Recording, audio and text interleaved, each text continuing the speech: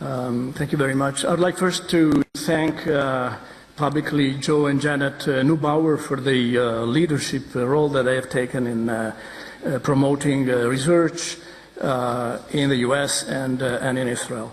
And I'd like to explain the title, End of the Jewish, Non-Jewish Dichotomy. We usually think or thought that the world is basically divided into two, Jews and non-Jews. But perhaps this is true still in terms of, on grounds of Jewish law, but probably no more in terms of Jewish sociology and demography, and this is what I'm going to show a little bit, but doing that through opening a little bit the context of our discussion. In order to pass to this, I'd like to present quickly an overview of the Jewish population distribution in the world since 1950 to date, and with a slight projection to the next decade. And if we divide the Jewish population into its three main components, Jews in the US, Jews in Israel, and Jews in the rest of the world, you can see how differently these different parts have evolved over the last 60 years or more, in the sense that Israel has been growing quite linearly thanks to the absorption of large numbers of immigrants and also the natural growth inside. The US has been pretty stable, and the rest of the world has been diminishing, mostly through international migration, but also aging and assimilation. And one thing I think is important to realize, it's the underlying logic of the Jewish system worldwide, in that the Jewish presence is today more and more concentrated in those countries which offer higher levels, standards of living.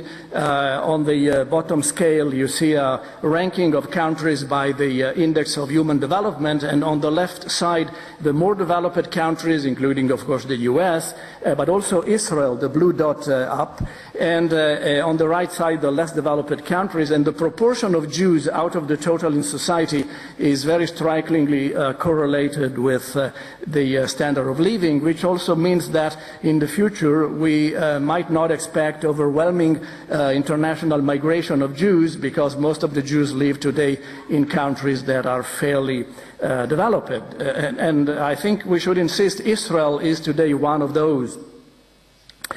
The next thing on which I will focus is that increasingly we have to face the complexities of Jewish population and Jewish community definitions. We may plainly speak of a core of what in Hebrew we call a liba, or plainly a Jewish population which is self-determined, and a growing periphery, what we would call the enlarged Jewish population, which also includes members of families which are not entirely Jewish, but they keep some kind of relationship with the Jews. And here we see how the phenomenon of intermarriage, which has been quite paramount in creating this extended model, has developed in the United States. Here we have on the right hand the data collected by the Pew survey, which points to a significant increase. And on the left part we see how it all started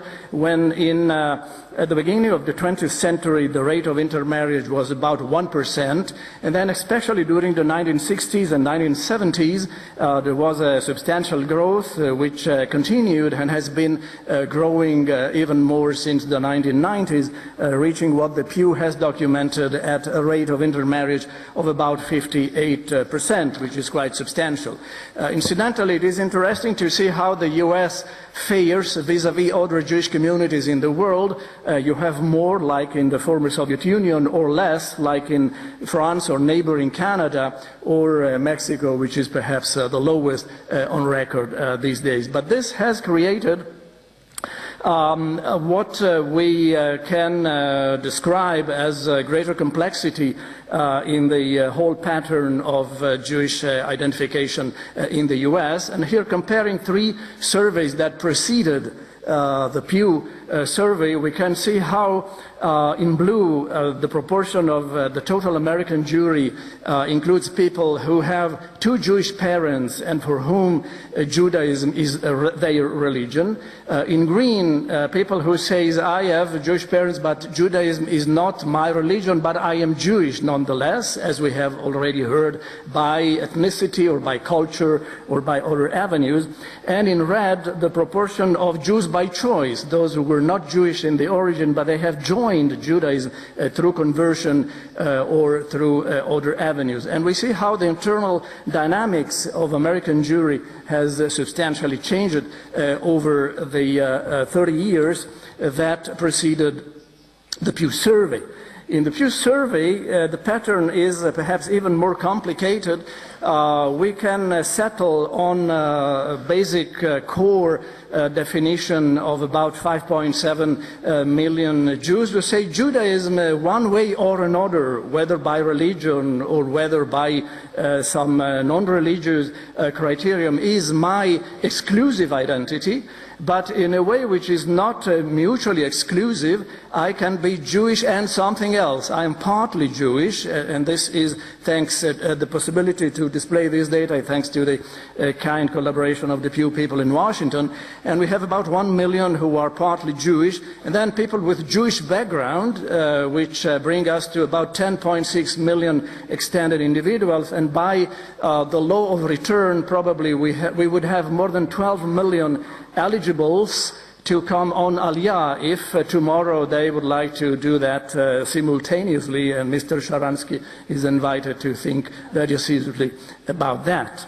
So we have different levels of definition, but what I'd like to focus now is on the internal differences among those who say I'm Jewish or partly Jewish, and I have no religion. Alan has already shown the interesting stratification in terms of Jewish identities, but here I add a footnote and go into somewhat more detailed analysis. For instance, it's interesting to find in the upper line that many people say, I'm proud to be Jewish. And this is very high among those who have a Jewish religion and those who have no religion and are Jewish, or even those who say no religion and partly Jewish. About 82% say, I'm proud to be Jewish. But if you go down about 6 lines and you ask the question, is being Jewish very important to you? Here the differences are quite striking. We pass from 56% among those who have a Jewish religion to only 4% of those who say no religion and partly Jewish. That is, there is a very substantial erosion in that. Likewise, being part of a Jewish community becomes quite meaningless among those who say I'm partly Jewish, vis-à-vis the indeed not very high proportion, only 1/3 who say it is important for me to be part of a Jewish community. So there are very interesting modes of reaction to this flow, identification or flow. For instance, remembering the Holocaust is quite resilient, but being part of the Jewish people somewhat less, caring about Israel somewhat less, and of course we are not surprised in finding that observing Jewish law is less and less important. So more individual perhaps and less collective. We shall also note that on the top line, the percent in married, which is about 2/3 for those who are Jewish by religion, declines to only 14% among those who are partly Jewish and do not think Judaism is their religion. And Alan has already demonstrated what happens in terms of the likelihood that children will be raised in the next generation within any form of Jewish identity. Also the patterns of Jewish schooling for the respondents themselves and for the children tend to decline quite sharply when we move across these three main declared forms of being adhering to some kind of Jewish identity. And on the same line, we can put forward several more indicators. Here we also have data on non-Jews who said I'm Jewish by background, and we can find that the partly Jewish are somewhat more similar to those who say I'm Jewish and sometimes to those non-Jews who still have some kind of affinity. Interestingly, more non-Jews donate to Jewish causes than people who are marginally affiliated with the Jewish community.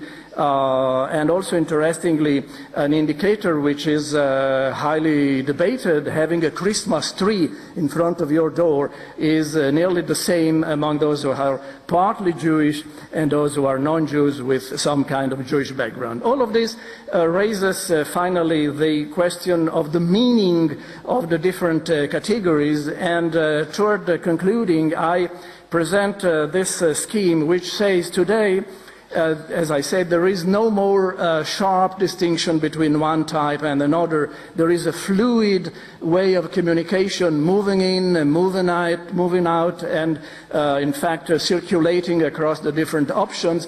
And this is, to conclude, of crucial importance for those who are involved with Jewish policy planning, those who would like to have a smaller perhaps and more compact Jewish constituency, and those who would like to have a broader and perhaps less clearly defined constituency. These are highly crucial and highly strategical decisions that the organisms, especially within the State of Israel, if you consider the Rabbanut HaRashit, the chief rabbinate, or the Jewish agency, or the government of Israel, they will have to confront this. This is the situation. It is clearly not reversible, very interesting intellectually, and very challenging for those who have the fate of the Jewish people at heart.